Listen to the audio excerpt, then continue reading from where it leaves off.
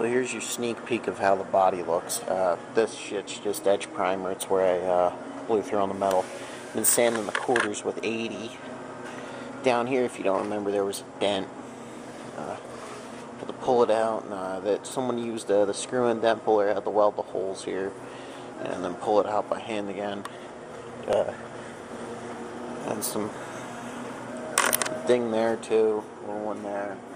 What I did was, since this is like a white car and it's kind of hard to see shit, I got some black spray paint and used it as a guide coat. Shows me all the dents and dings that are on it. So ones that I won't see, like the little ones, like baby ones, like that one down there and all. Today, what I want to do is I want to play with that bodywork a little bit, but I also want to do this. There's rust in my T-top channels. One very common thing that rusts out on these cars first is these, and one very area that it rusts out around is the screws. It makes it more of a pain in the ass to take these out. So you got to get these screws out, and then I'll come back and I'll show you what we're gonna do. Get all this rust off, and clean it up, and have it never rust again. Well, now it's time. Last screw came out easy after the big unveiling. See how rotted it is under here. I already took it off. I just want to do that to you. But there's two pieces of adhesive shit there. This does not look too bad at all. It actually looks savable. So that rust looks like it'll grind right off. It's surprising to my eyes. So right here is nice and solid. Just gotta remove this foam shit, tape, whatever it is. Clean all this gook out and see what I got to work with. Now it's time to start grinding where this rust is and all. I put some tape over my headliner because it's not even a year old and I don't want to get hurt. It still looks the same, but I cleaned all the dirt out. I took these pieces of trim off to see how how it looked, and it was pretty clean. So I'm gonna get to start grinding and seeing how this looks. So got them down all the bare metal. I used just my die grinder with a cookie wheel, red cookie. Took like 2 of them, 2, 3. The pitting is very minor. Like this, I'm gonna go back and hit some more. And what I'm gonna do is I'm gonna brush some rust converter in here and have it all, seal it up. So, and what I might do after the converter dries is scalp it and put some etching primer in and light spray of chip guard.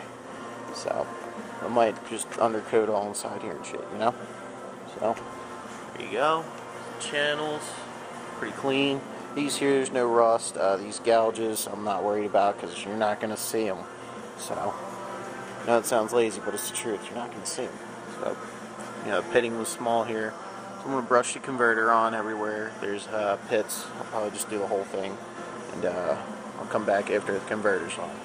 Then we'll start the body work on this, that, and sanding this down more. So I got the rust converter applied now. I do a nice good coat on there. So it gets, Now this stuff, it's like an option. All it really does is it just puts a coating over the metal, over the rust that seals it. Now it won't permanently stop it. It's just a neutralizer. It's like putting a band-aid on to heal or a scab, It turns black, and then you wait about a day, 2 days, sand it down with some 320, and make it smooth. Now, other ways to get pits out, you can sandblast them with like glass bead or something. I don't have a sandblaster on me right now, and I don't even think you would want a sandblaster in an area where we do a lot of painting work. So,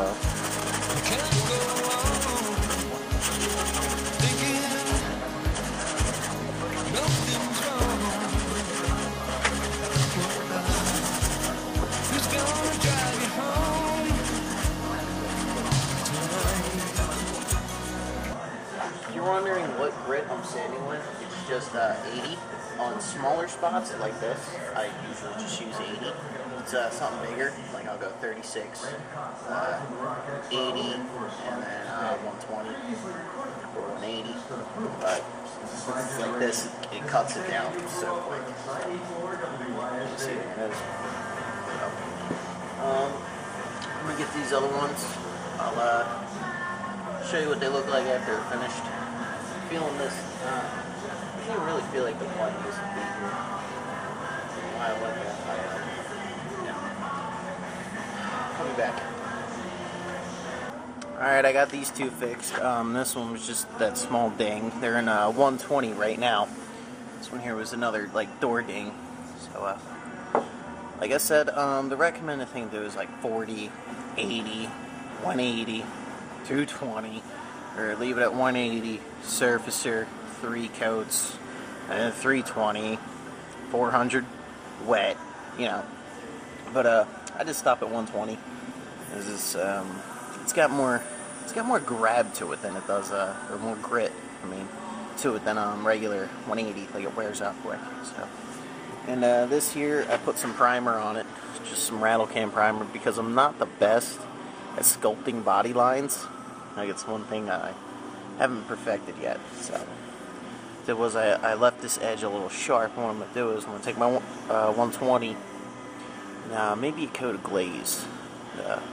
Like, I'll rough this back up with some 80, and I'll shape it some more. So you can see, like, it's like good here, and then I don't think you can't even see it in the camera, but it's like factory curve, like corner, and it's kind of, you know, goes too like flattened out and shit. So gotta work on that. I don't know what else. I gotta sand these quarters some more. Like you see, I still got guide coat on them where I did most of my work. Take more of these stripes off and such. So I guess I'll start up there. You know, start getting with the 80 grit, seeing what I can find. So I'll be back.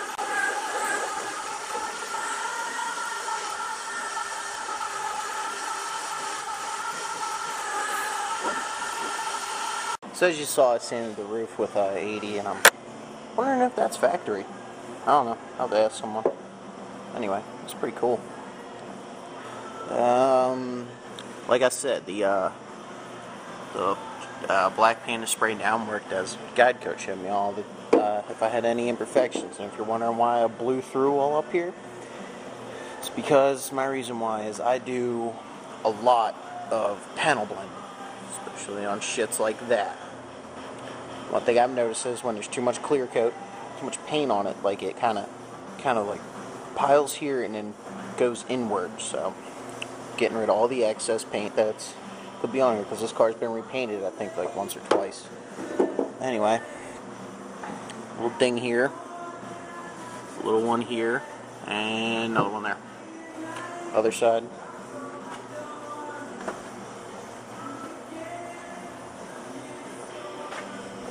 Other side, I don't see too many, but yeah. I'm just gonna since they're pretty small, like I'll just mix up some Bondo and Evercoat and a little thin coat on there and let it go. And look, the rust converter turned black already, so still gotta wait another day. Anyway, you know, like I said, you know what happens. So, be back. Well, finished body work on the roof. Still a little weird, but I just put like some rattle can surfacer on there, so I know what to look for. And I'll sand it again. Everywhere I have blown through metal, I etch primered and all that. So sand the quarters with 80 grit right now. I'll probably come back with some 180, hit them all again, and give this maybe 3 coats of surfacer, and it's anti-corrosion primer surfacer. You know, I'll scuff inside here and I'll get all this other shit out. Probably put that all inside here too. Do this. I gotta get my windshield taken out sometime soon, so that'll be there. I'm gonna start cleaning up and just go home.